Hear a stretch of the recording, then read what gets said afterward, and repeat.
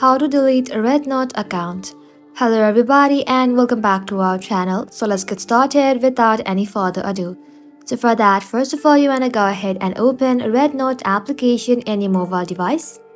Once you open the RedNote app, you want to go ahead and log into your RedNote account. Now once you're logged into your account, you want to go ahead and tap on the Me icon at the bottom right corner. And once you're inside your profile section, simply tap on the settings like icon.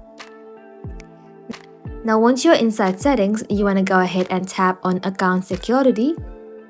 From here, scroll below and then simply tap on account cancellation. Now in this box, you want to go ahead and enter your phone number, and then you want to go ahead and tap on this button. Go ahead and tap onto it and the code will be sent to your mobile number. So once you receive the code, go ahead and type it right over here.